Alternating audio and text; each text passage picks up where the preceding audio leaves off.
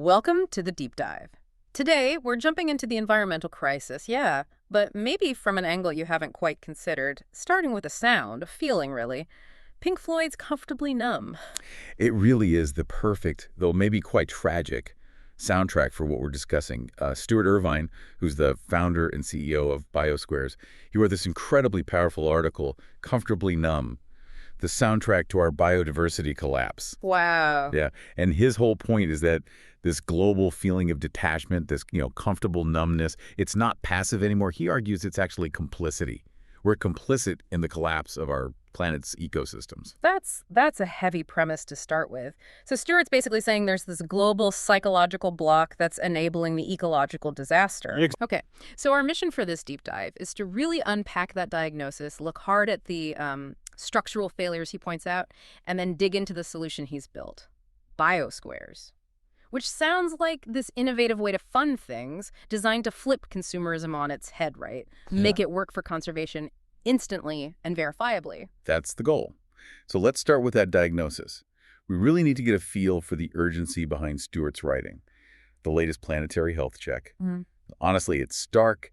It warns that 7 out of the 9 planetary boundaries, the safe operating limits for humanity, they're breached. 7 out of 9. Okay, that's not just like pushing the limits. That sounds like we're significantly past safe in really critical areas. Can you make that a bit more concrete for us? What does that actually look like? Well, okay, take ocean acidification, that boundary, definitely crossed.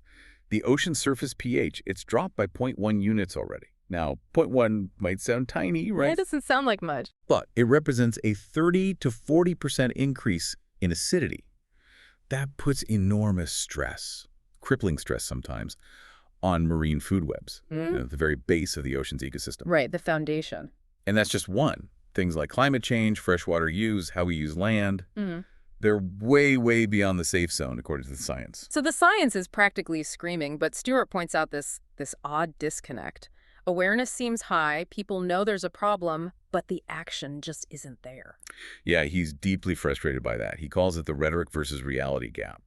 His point is billions, literally billions, have been poured into awareness campaigns, documentaries, you name it. We see them all the time. Exactly. But we keep mistaking that awareness for action. He had this quote that just cuts right through it. Billions have been spent on awareness, yet 0 square meters have been protected by awareness. Oof. 0. That's quite an indictment. It suggests we've tricked ourselves into thinking watching a film or reading an article is the action. So how does that failure, that numbness, connect to the political side he mentions? Well, for Stewart, the ultimate example of this detachment playing out was in the political arena. Yeah. He specifically mentioned a speech by former U.S. President Donald Trump at the UN, Okay. where the president called climate change, quote, the greatest con job ever perpetrated on the world, and was actually promoting clean, beautiful coal. Stewart sees that kind of political rhetoric, which completely flies in the face of overwhelming scientific consensus, as the kind of environment where that comfortable numbness he describes can really take root and, well, thrive. Got it. So if the politics are all over the place and public awareness isn't leading to action, Stewart's saying we need a different route. A structural fix maybe in the marketplace itself. He talks about BioSquares needing to solve 2 huge linked failures. What are they? Right. The first one is just stark economics, scale. It's the massive funding shortfall. The money needed just for basic global nature protection, not even major restoration, just holding the line. It's enormous. Yeah, how enormous are we talking? The annual biodiversity funding gap is estimated around $700 billion Right. per year. And frankly, the terrifying part is that it's projected to get worse, widening to maybe $942 billion a year by 2030. Wow, $700 billion. Yeah, you're right. Governments and charities alone, they just can't bridge that kind of gap. It's too vast. But how can a market idea like BioSquares even begin to touch a number that big? Well, that leads directly into this second structural failure he identifies, Yeah. the crisis of trust. It's the consumer side of the equation. Okay. Most consumers, honestly, they don't really connect buying, say, a T-shirt or their groceries with what happens to a distant rainforest or a coral reef. There's a huge disconnect. Right. It feels unrelated. Totally. And that disconnect fuels this crisis of trust. Research shows something like 68% of consumers actively distrust corporate sustainability claims. They've seen too much greenwashing, empty promises. So you can't solve a $700 billion funding problem if the people whose money you ultimately need don't trust the process. Precisely. You have this massive money problem colliding with a massive trust problem. Okay, so this is where BioSquares comes in. You called it foundational infrastructure. How does it try and fix both of these huge issues at the same time? What is it, fundamentally? So BioSquares is defined as, foundational infrastructure for what they call the regenerative economy. It's built on something called an impact tokenization platform.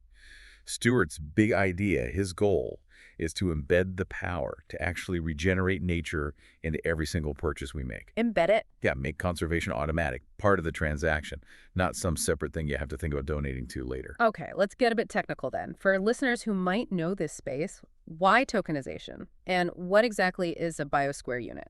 Good question. So a BioSquare, think of it as a verified digital proof, a token representing a real unit of biodiversity protection.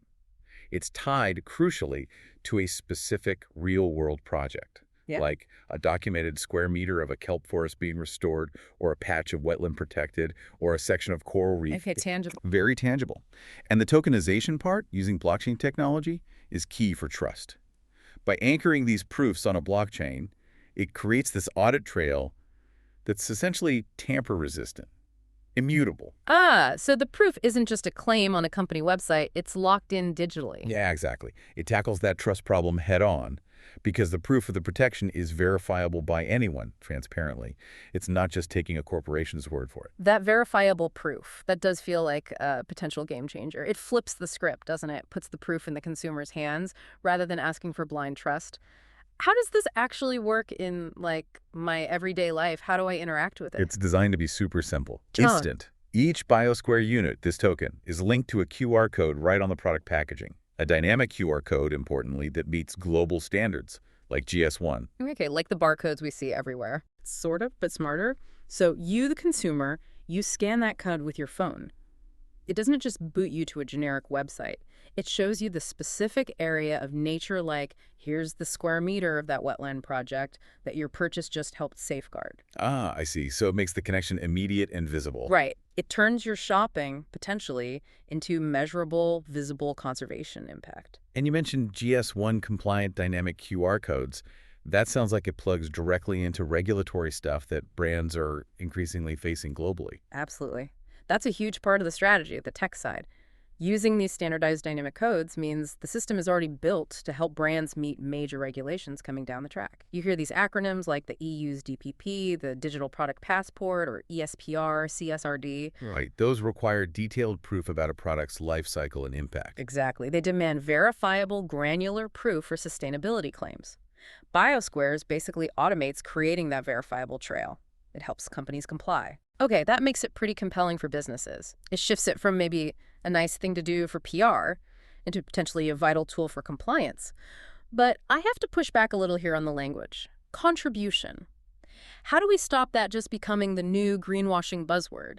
Does the average person really understand the difference between contributing to protection and offsetting damage? That's a really important question, and BioSquares seems very aware of that risk. They're explicit about it. They use what they call a biodiversity first model, and they completely reject misleading language around offsets or neutrality. So no carbon neutral claims tied to this? Joe, their credits, like the Marine BioSquare credit they're developing, are framed very intentionally as contribution instruments. It means the brand is funding additional conservation work, new restoration, without claiming that this action somehow cancels out or neutralizes the environmental footprint of making their product in the first place. Okay. So it's more like we acknowledge our impact and we're also funding this separate, positive, verifiable action. Precisely. It's about transparency and additionality. This framing, they argue, significantly lowers the reputational risk because they're upfront. They're supporting new protection, not playing accounting games to balance their own environmental books. Okay, that distinction is clearer. Let's flip back to the user, the customer. You said the experience is frictionless.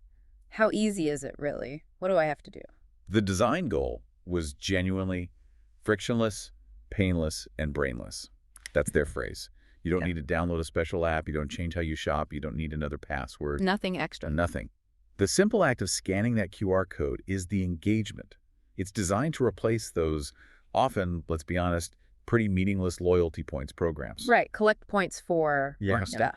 Yeah. Instead, you're collecting tangible proof. A square meter of nature protected or restored.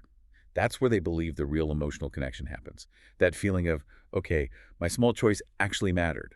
Because you see, the kelp forest patch your purchase helped. That shift from abstract points to, I helped protect this specific place, yeah, I can see how that could be much more compelling. Okay, for the brands then, this needs to work commercially. It has to lead to profitability or at least tangible benefits, not just be another cost. What are the key selling points for businesses? Well, the benefits really stack up across, say, three main areas: compliance, risk, and value. First, compliance enablement. We touched on that. Helping meet those complex rules like DPP automatically is huge. Okay. Second, risk mitigation. There are real teeth coming in regulations against greenwashing. Look at Canada's Bill C-59, for example. It proposes massive penalties, up to $15 million or even 3% of global revenues, for claims you can't back up. BioSquares provides that verifiable data, acting like a shield against that risk. So hard financial risk reduction. And the third area, customer value. Does doing good actually translate to loyalty and spending? The projections suggest it does. Brands using this are expected to see a real bump in customer lifetime value, or LTV. The forecasts suggest customers might stay loyal 50% longer and potentially spend 20% more when they feel their purchases have this kind of measurable positive impact. Interesting. Plus, the platform itself generates really unique data for the brand. Scan rates, where people are engaging, what projects resonate. This gives them actual evidence, ROI proof, that their sustainability spending is working and connecting with customers. Okay, so if this is the proposed engine, how does it scale? How does one platform possibly tackle that $700 billion annual gap we talked about? That number still feels overwhelming. Yeah, the scale of the problem demands a solution that can scale just as massively. And Stewart's answer is, the only system big enough is commerce itself. Think about it. Over 20 billion consumer products are sold every single day around the world. That's an astronomical number. It is. So BioSquare scales by integrating into that existing flow of global trade. If even a tiny fraction of those 20 billion daily products embeds just one BioSquare token, you start making a real dent in that funding gap at a scale that traditional methods just can't reach. Tapping into the sheer volume. Exactly. And it's designed specifically to deliver the kind of outcomes global agreements are calling for: measured, additional, durable biodiversity protection. Like the Kunming-Montreal Global Biodiversity Framework, the 30 by 30 goal. This provides a mechanism to actually fund hitting those targets. You mentioned the Marine BioSquare earlier. I find that focus on the blue economy, on ocean conservation, really interesting, especially after you highlighted the ocean acidification issue at the start. Yeah, it's a really exciting and frankly groundbreaking part of their work right now. They're actively developing this Marine BioSquare program. They're partnering with key Canadian ocean and marine associations and crucially working directly with First Nations communities. Why First Nations specifically? Well, beyond it being the right thing to do, many crucial marine ecosystems are within or adjacent to Indigenous territories. So the program is being designed with them to fund very specific, measurable restoration results. Things like restoring vital kelp forests and eelgrass beds, improving the complexity of nearshore habitats, boosting species diversity. These are high-impact areas for marine health. And that partnership piece, working with First Nations, that must tie back strongly to the integrity and governance side of things, especially around benefit sharing. Absolutely critical. The whole model's integrity relies on it. The revenue structure is set up so that the vast majority of the funds raised from selling a Marine BioSquare credit, they cite figures like over 80% goes directly into the project implementation on the ground and benefits for the local community. So it's not mostly getting eaten up by admin or middlemen. That's the design. And there's a clear upfront commitment. Where projects happen on Indigenous lands, they must be co-designed with those nations. That includes respecting proper consent processes and ensuring fair and equitable sharing of the benefits generated. It's built into the framework. Okay, so we've gone from this almost paralyzing $700 billion global problem down to the tangible action of restoring 1 square meter of kelp. What's the final takeaway on the math here? How powerful can these small embedded actions really be? The math becomes quite compelling when you look at consumption patterns. We know from research that a relatively small group, the top 10% of global consumers, disproportionately drives maybe up to 2/3 of the environmental pressures that are breaching those planetary boundaries. So the highest consumers have the highest impact. Massively so. So the logic is, if you can redirect even a small fraction of that high-impact consumption, shifting it from causing passive damage to funding active regeneration, using a frictionless system like BioSquares, the positive effects could multiply incredibly fast. It leverages existing high-volume behavior. Which brings us right back to where we started, doesn't it? Stewart Irvine's plea against being comfortably numb. We've known about these problems for decades, but just knowing hasn't fixed anything. That is his absolute core message. History won't judge us on what we were aware of, it'll judge us on what we actually did. BioSquares is presented as the potential infrastructure to finally make that pivot, to turn commerce from arguably the main driver of destruction into a primary engine for regeneration. So the choice that Stewart Irvine and systems like BioSquare seem to put before you, the listener, is stark. Do we stay numb, watching the graphs tick upwards, or do we start demanding that the products we buy, the companies we support, show actual, verifiable proof of protection? Not just slogans on a label, but real, measurable, traceable action. The technology, the infrastructure, it's becoming available to bridge that gap between knowing and doing. Perhaps the main missing piece now is just the widespread vocal demand for that proof, that frictionless, verifiable proof embedded in everything. And that feels like the perfect place to leave our listeners with a final thought to chew on. BioSquares aims to make conservation frictionless. If we accept that this kind of infrastructure is possible, think about this. Beyond the blue economy focus we talked about today, what other specific area of consumerism, what behavior that currently damages the planet would you target first for this kind of transformation? What complex ecosystem, maybe like the vast global rainforests or those critical peatlands storing so much carbon, needs this kind of simplified, trackable funding stream most urgently? Demand proof, not just promises. We hope this deep dive gave you plenty to think about. We'll see you next time.